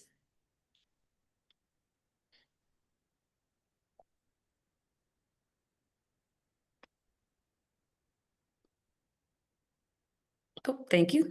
Sorry, I also have my screen open here too. Ways of My Ancestors will be a short-term installation and will be on view for 60 days, starting on September 1st, with hopes of being able to extend even longer. We're still in conversation with the site owners to see if we're able to extend. To ensure the safety of the artwork, BRM Production Management and Faneuil Hall will also run routine inspections in terms of like cleaning and repairs, and also addressing potential issues like environmental damage or any sort of vandalism. If in the case the artwork is damaged or tampered with, the artist and the project team, including the mayor's office, will help remove or repair and reinstall the artwork within the 60-day duration. And I think that's it. So this is my last slide, and I just want to say thank you for your time and consideration. And if you have any questions, please feel free to ask, and I'll pass it back to you, James. Thanks, Emily. Thanks very much for that presentation. Commissioners, any questions about this project?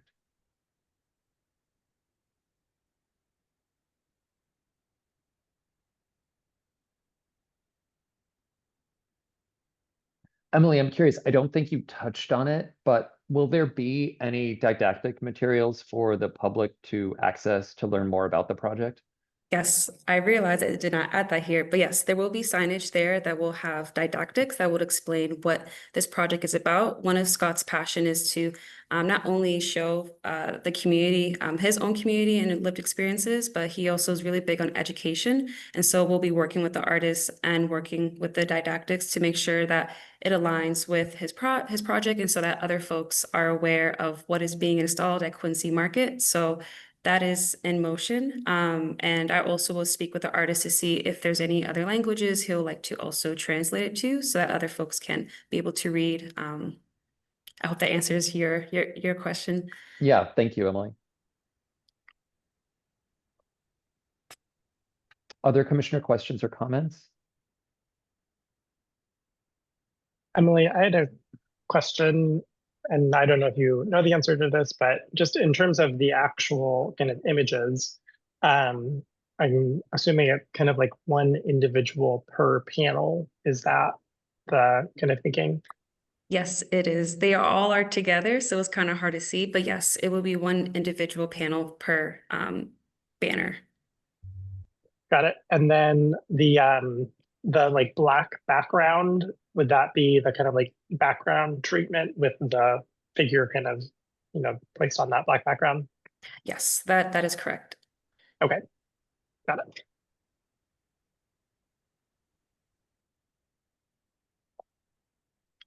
Last commissioner questions, should there be any? I'll now open it up to members of the public for question or comment.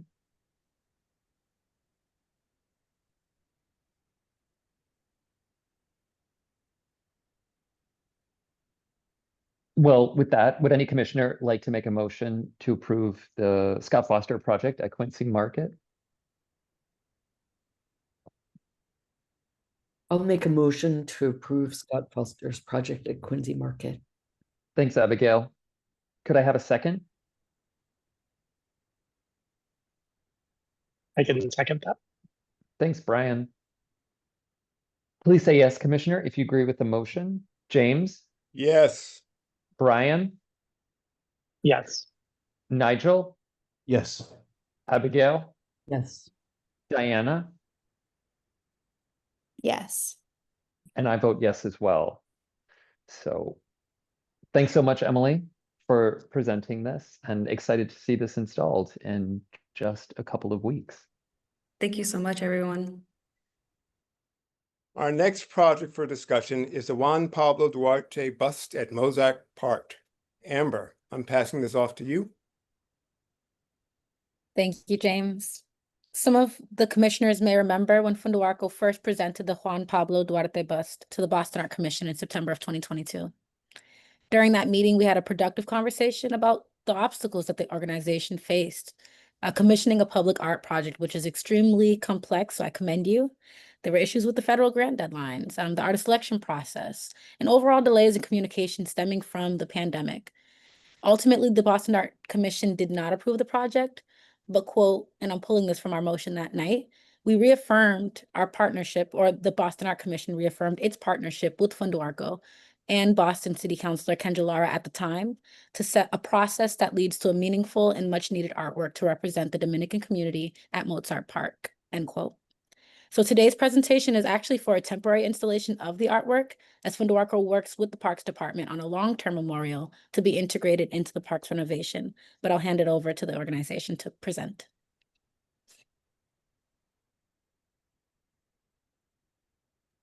Bienvenida, are you presenting? Welcome. I am. Good evening. How you guys doing?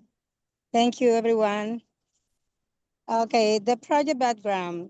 An art installation that honors the many contributions of cultural inheritance of the Dominican community in Jamaica Plain, Boston, and the memory of Juan Pablo Duarte in Mozart Park in Jamaica Plain will be an emblematic place for the Dominican community in the city of Boston that make up to 6% of the population of Boston. Actually, Dominicans represent the largest immigrant population in the city of Boston.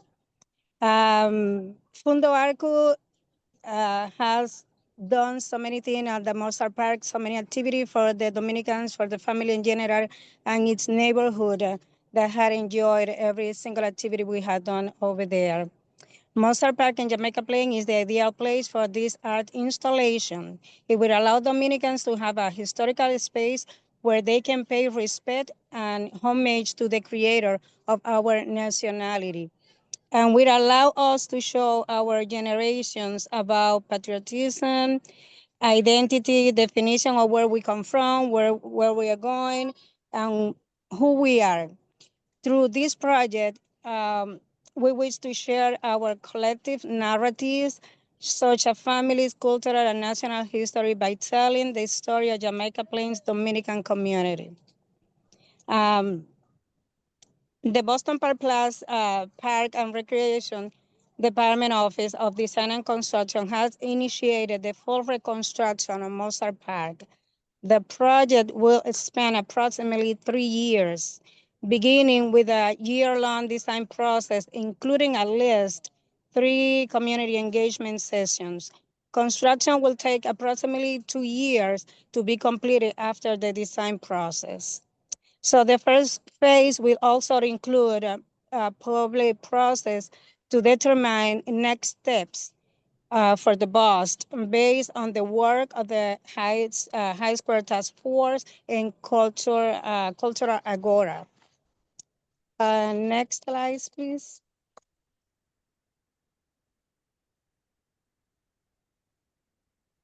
Okay, how about the artist selection?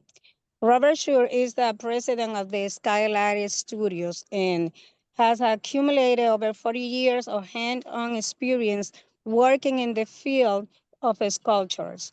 The artist selected for the bust has extensive experience with the commemorative sculpture, including the Puerto Rican Veteran Memorial and some more. For the future phase after park renovation, a call for artists will be used with a priority of selecting a local artist to create a second piece that complement and enhance the existing bust. Next one, please.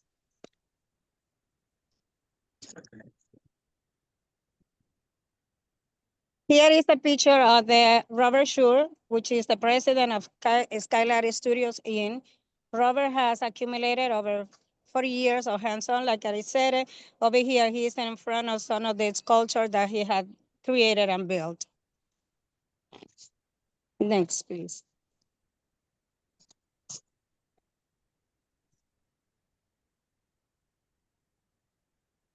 All right, this is the project site. This is like a drawing site on the left of where the bust will be temporarily installed.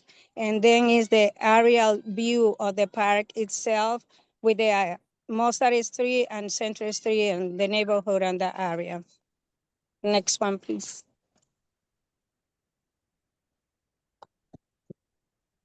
Yeah, the orange square there.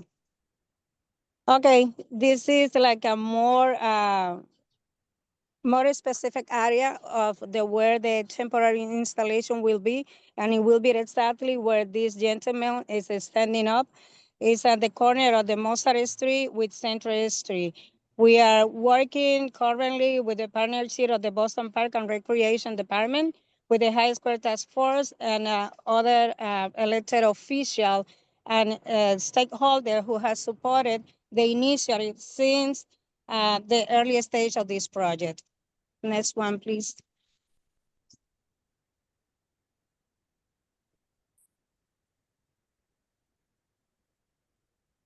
Community engagement. This project has had ongoing community engagement since 2018, beginning with a community meeting in Jamaica Plain to gather support for honoring this cultural icon.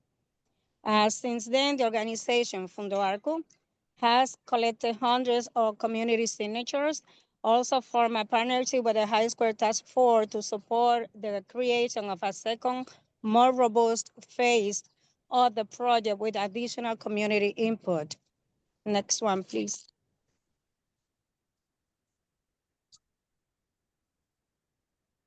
Well, this is like a project schedule that we have here. I know it's kind of close to, but the ideal installation was to be before the Dominican parade that goes along the Central Street and Jamaica Plain at the heart of the Mozart Park, which is going to be taking place on August the 17th, this coming Sunday.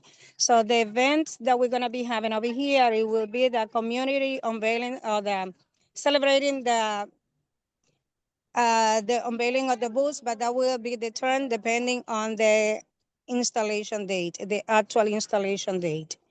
It will be a story time partnering with the Boston Public Library that was planned for September in the celebration of the Hispanic Heritage Month. Also, it will be the art show in partnership with the High Square Task Force in October. Hopefully, some of these things can happen this year. The installation of the bust will be between August of 2027 and February of 2028. That will be depending on the construction. Next one, please.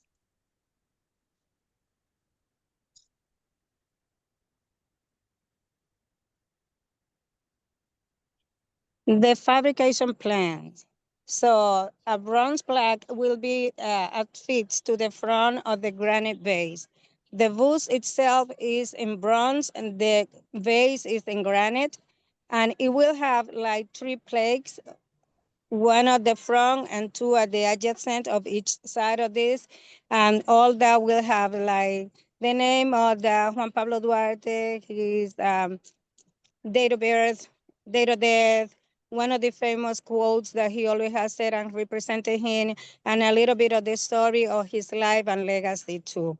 The approximately size is 14 by 16. The booth itself will have about 6 feet tall. Next one, please.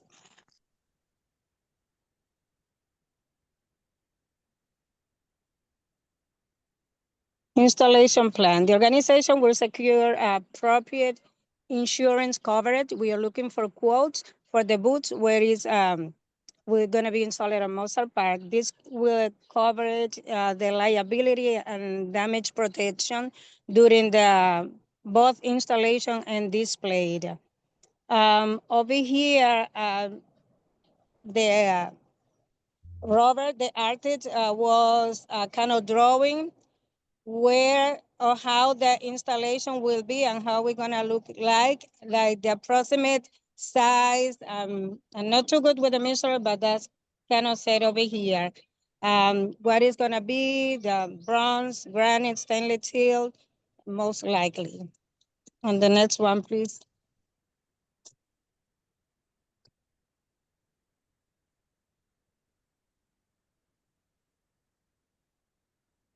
Maintenance. Again, the artist has been good enough with us, and he has sent up a detailed guide on how to take care of the bust. So Fundo Arcot and the Juan Pablo Duarte has committed to maintain the bust and its component whenever they come neat and clean. Robert Shure told us how often it needed to be cleaned, how to clean it, what to use, and how to use it. So we committed to do that as whenever it's needed. Next one, please.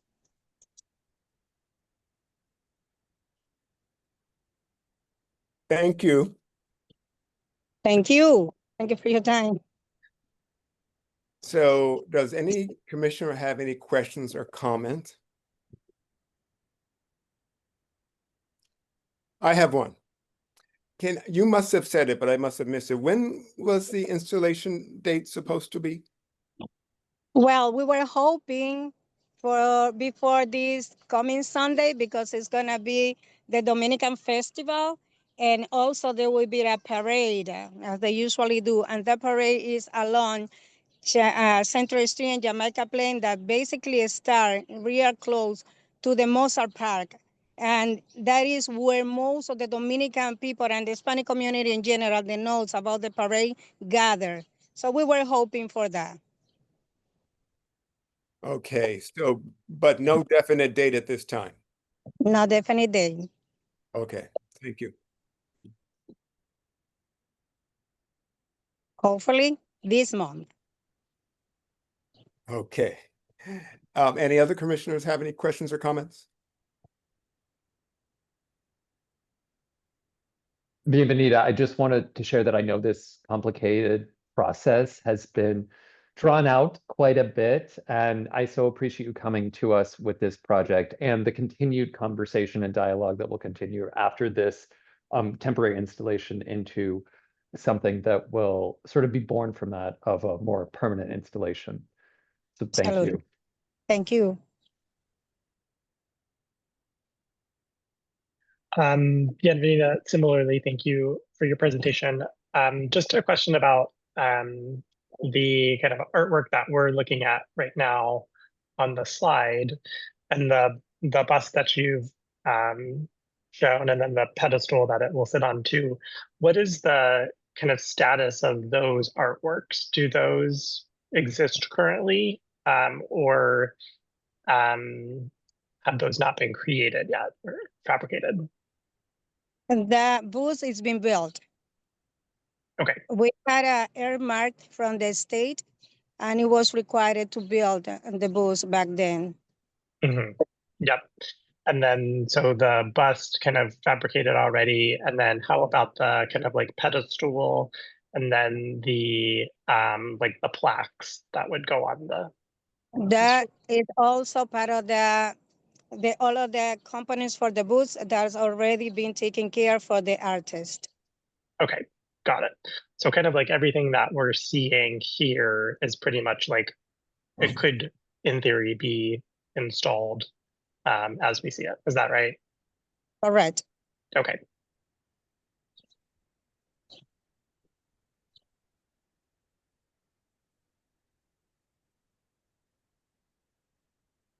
Any other commissioners?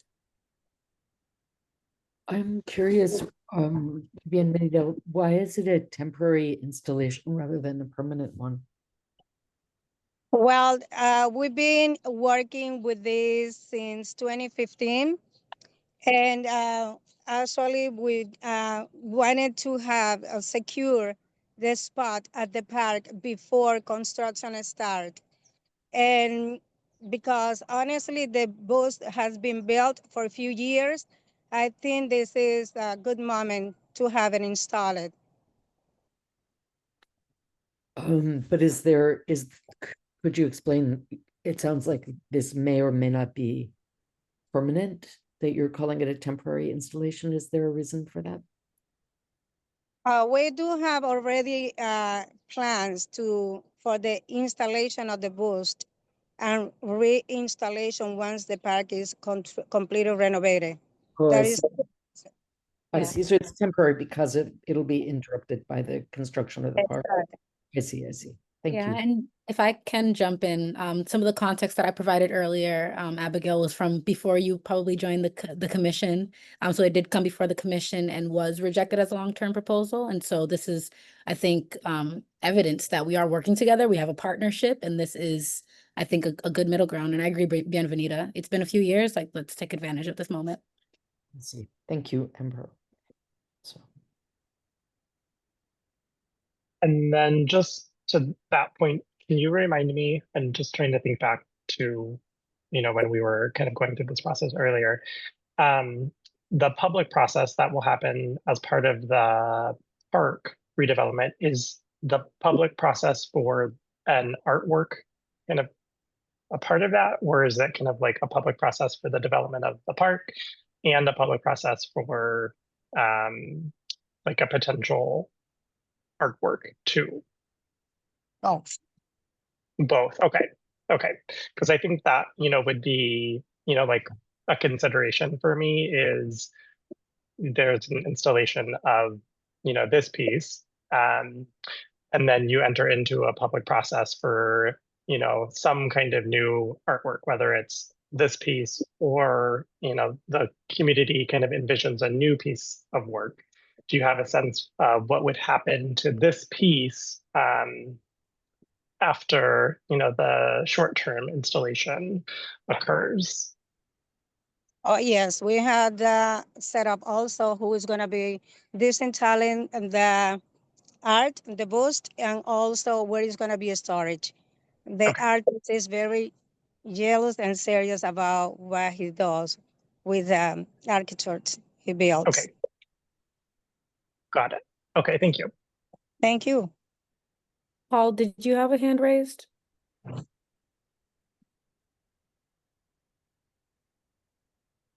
I was just going to add a little bit more context, Brian. I think it was left really, we were just in the beginnings of that motion when we started to work together, and it's been a few years since then. And I don't think there was ever a vision exactly for what the artwork would look like. And that's part of the process as well. And maybe I'm repeating some of the things you said, Bienvenida, but Hyde Square Task Force, I was a part of some of those internal conversations when the groups were getting together to create an agreement on how the partnership would work. And a public process is definitely a major priority. Okay. Yeah, I think it's kind of coming back to me now.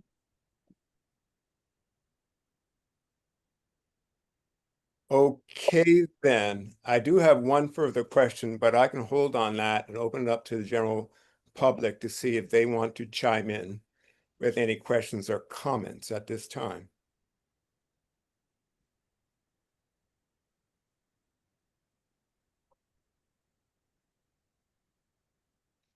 Okay. I will ask, and I know I asked about when you, so Sorry, you told me. James. Sorry to interrupt. It looked like an attendee named Denise might have had a question. I don't know if Oh, they I'm popped. sorry. Go ahead. I didn't see. It did disappear. But Denise, if you have a question, feel free to ask.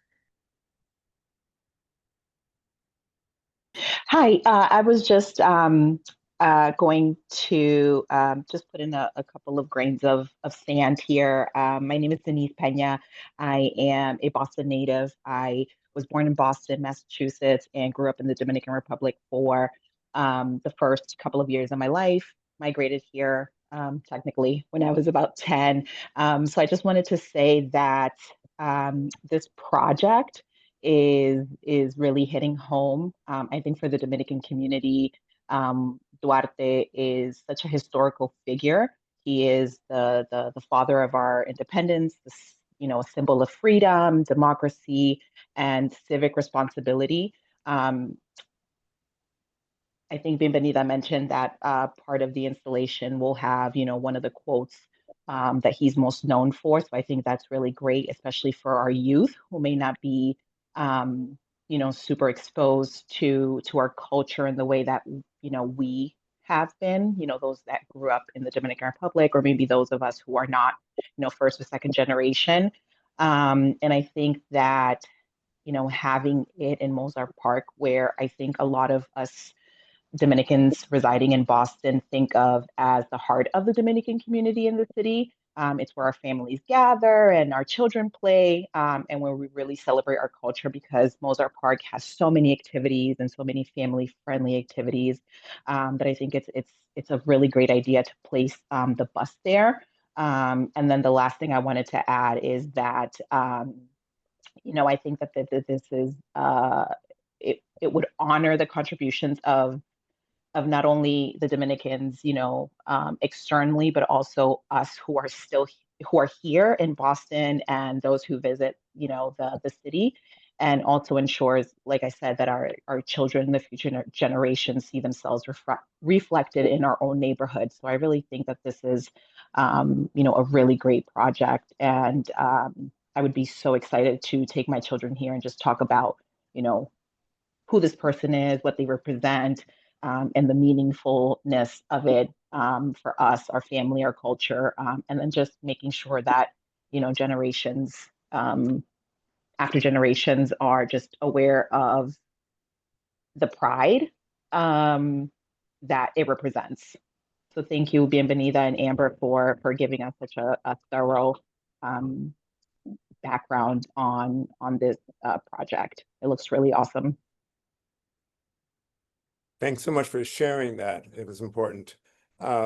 Is there any other one in the general public who wishes to make a comment?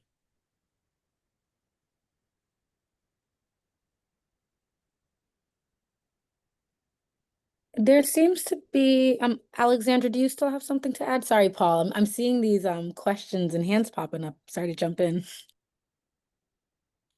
There's a different Alexandra who has a question, so go ahead and speak. Yeah, no, sorry. My name is Alex. It's from the city side. I'm Director of Cultural Affairs. This is just to add on to a little bit of the historic plan from Amber just mentioned. When the project first began, I held the neighborhood meetings as a JP rep. My goodness, years ago. So I was a part of the original process, but definitely love to see how much more it has gone through. And just for clarification for everyone to know that the organization is going to be working hand in hand with High Square Task Force for the whole full design process of the next set of the art that's going to be installed. So the vision would be for, and it is right now, for Agora and High Square Task Force to sort of serve as a project manager to lead that effort once the park is redone, and hand in hand with the reconstruction, to assure that the second piece of art that's going to be installed along with the bus once the park is in that process, to make sure that it's very heavily engaged with the youth and High Square Task Force, and any other one and local artists that will be willing to apply to the Call of Artists.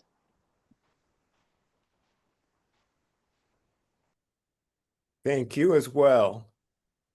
Hi, I would like to add something as well. I don't know why I'm showing up like Alexandra, but this is Cursis Fernandez. I'm also part of Fundo Arcu, and I just wanted to add that as being as part of the Dominican community, New York too. I know we're not supposed to be comparing ourselves with different state, but New York, since also have a really large Dominicans, they have already Juan Pablo Duarte park figured, and I just think saying that Boston comes to around with one of the largest Dominicans, and just having our families, our kids, our neighbors visited and see where we come from, I think it will be something special for the Dominicans community. Thank you. And thank you. Amber, maybe you can see more people that I can see, but if anyone else in the general public wants to make a comment, I'm not seeing anything else. then I think I'll move to the commissioners to see if anyone wants or wishes to make a motion.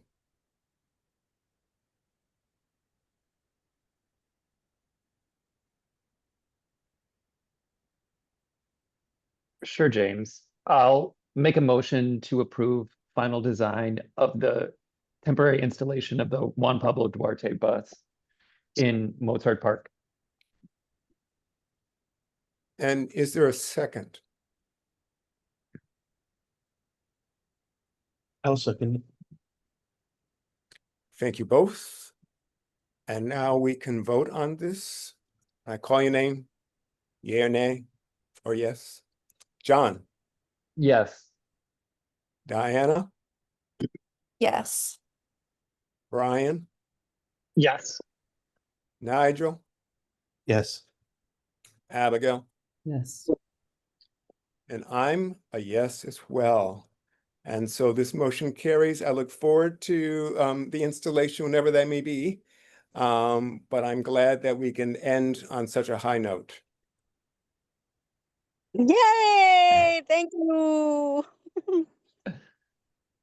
Thanks so much, Bienvenida, for that and for the presentation. Thank you very much. Appreciate it.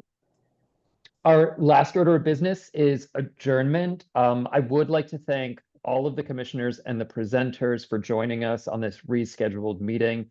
Many apologies for that, but thank you all for being here and taking the time.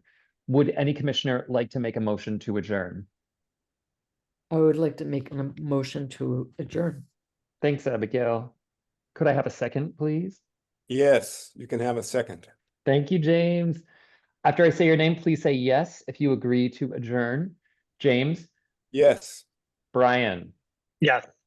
Nigel, Yes. Abigail, Yes. Diana, Yes. and I vote yes as well. So see you next month. Thank you all for being here, and have a great rest of your week. Have a good one, y'all.